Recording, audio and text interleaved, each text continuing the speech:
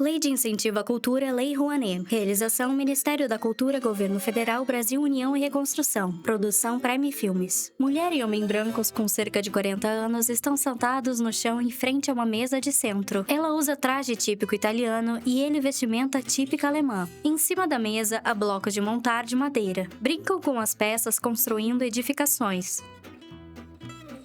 Então quer dizer que eles montavam as casas, colocavam números nas peças, desmontavam para depois montar em outro lugar. Sim, Giovana. Por isso que essas casas em Chaimel eram chamadas de pré-moldadas. Legal, né? Ô, Giovana, e sabia que eles não utilizavam nenhum tipo de prego, nem parafuso? Era tudo encaixado. Os meus antepassados eram muito inteligentes. Fritz, eu já vi umas casas dessas. Elas são tão bonitas. Ah, sim, Giovana. Só que não tem mais muitas dessas por aí, não. A minha oma dizia que eles perderam a memória e o patrimônio. Você me deu uma ideia, Fritz. É? Vamos visitar uma casa em Chaimel? Não. Quer dizer, isso também. Mas eu decidi que quero ser arquiteta. Uau, que legal, Giovana! Vou fazer casas e preservar as construções antigas de Guabiruba. Oh, Giovana, você é minha heroína. Grazie. Mas, para eu chegar lá, primeiro temos que aprender mais sobre esse assunto. Com certeza. E eu já sei onde podemos começar. Animação. No centro há um pórtico com o nome da cidade Guabiruba. Abaixo dele são uma italiana, um alemão e elementos da cultura local. Guabiruba ontem, hoje e amanhã. Nossa, Fritz, a casa em Chaimel que você me mostrou, ela realmente não tinha nem pregos e nem reboco. Pois eu te disse, Giovana, que não ia ter prego nenhum.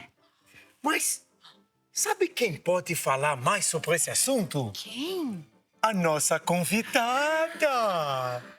Sim, amigos! No episódio de hoje, nós vamos falar de um assunto muito legal e especial. Vamos falar sobre arquitetura! E a nossa convidada de hoje é muito entendida do assunto. Vamos receber, então, Ariana Imo. Mulher branca e loira. Willkommen, Ariana! Bem-vinda! Como é que era Guabiruba quando os primeiros colonizadores aqui chegaram? Tinha alguma estrutura? A história da Guabiruba está entrelaçada com a de Brusque, né? Com a direção do barão Maximilian von Schneeburg, né? Que ele foi fundador da colônia de Itajaí, que trouxe os primeiros imigrantes para a nossa região. E os primeiros imigrantes que aqui chegaram, eles encontraram mato, floresta, né? Vegetação nativa. E até tem relatos que encontraram índios, que encontraram índios na nossa região. Que interessante. Segundo o seu Max, professor de História. Ah, sim. E Ariana, como era feita essas divisões dos terrenos e a instalação das casas dos imigrantes? A divisão desses terrenos, quem fez foi o barão Maximilian, que dividiu, né, para cada família que chegava, ele que dividiu e locou as pessoas nos seus bairros, que posteriormente se tornariam bairros. E as primeiras casas que se tem relatos, né, eram chamadas as choupanas. Essas choupanas, elas eram feitas de folhas de sapê, bem inclinadas, né, com o piso de chão batido. E esses terrenos, eles eram grandes ou eram pequenos? No começo eram terrenos bem grandes, né? Eram até de 75 hectares. E depois, na nossa região, principalmente Guabiruba, eles reduziram de 20 a 30 hectares, que são em torno de 200 mil a 300 mil metros quadrados essas áreas. E outra coisa, qual a relação que se estabelecia entre os colonos e a natureza? Isso mudou? Mudou bastante. Os colonos, quando eles chegaram aqui, eles viviam da plantação, né, da agricultura. Eles plantavam milho, aipim, batata, para o seu próprio sustento. Cultivavam vacas, galinhas, para reduzir. Então, tipo assim, eles viviam para plantar o que se comia. E isso, hoje em dia, mudou completamente. É verdade. Quais será que eram as primeiras construções, as estradas, os locais da cidade? Primeiras localidades habitadas da nossa região foram Lajeado Alto, a Planície, São Pedro, Centro, Pomerânia e Aimoré. E Ariana, quais são os principais estilos arquitetônicos de Guabiruba? Eu acho que nós não temos um estilo arquitetônico predominante, né? Eu acho que nós temos modelos construtivos que foram evoluindo com o passar dos anos e com os materiais que utilizamos para fazer as construções. Que nem o pessoal gosta de dizer do estilo enxaimel. Na realidade, não é um estilo, e sim um método construtivo, né? Com a madeira, que faz a parte da estrutura da casa, com algum tipo de fechamento do local. Argila, cerâmica, conforme iam fazendo. Então, a estrutura fica à mostra, né? E com o passar dos anos, eu acho que foram melhorando os materiais, começaram as olarias, né? Então, não começou mais a usar a madeira como estrutura, e sim o próprio tijolo, né? Que se a gente olhar, eu acho que 50% das casas nos anos 80 ali foram feitas desse tipo. Todo mundo tem alguma casa, né? 7 metros de frente por 10, com telhadinho, 2 águas com a varandinha na frente. Se for olhar, passar pelas ruas principais da Guabiruba é o que a gente encontra bastante. Eu lembrei da casa do meu avô. Era bem assim. Sim. A gente entrava na porta da frente e conseguia ver a porta lá dos fundos. Conseguia ver fora a casa, né? E o quarto deles ficava na frente e a sala também. Isso. Mas a cozinha e o banheiro ficavam lá no fundo. Isso. E depois, com o passar, começaram a fazer 4 águas, esse mesmo modelinho de casa, né? Com laje no beirado, já é um...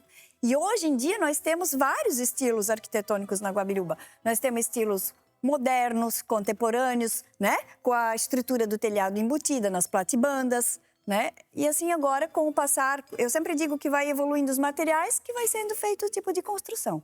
Tanto os modelos de casas tradicionais quanto as áreas rurais têm perdido muito espaço, né, arquiteta? Tem perdido muito espaço, sim. As casas tradicionais tinham uma casa com um lote muito grande, né?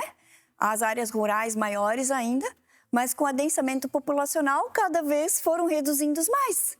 E hoje em dia a gente tem um fator muito forte que é a verticalização, né? Para aproveitamento melhor das terras, que como estão caras, com escassez, e para aproveitar melhor a infraestrutura que o centro proporciona.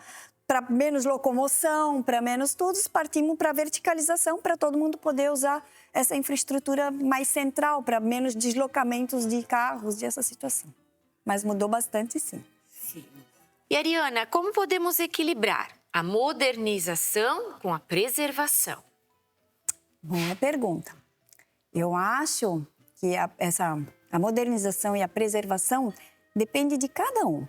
Eu acho que se cada um fizer um pouco, não esperar grandes obras do poder público, mas sim começar dentro de casa, né? Economizando energia, né? Hoje em dia já temos na construção essas placas, vários métodos construtivos para economizar energia.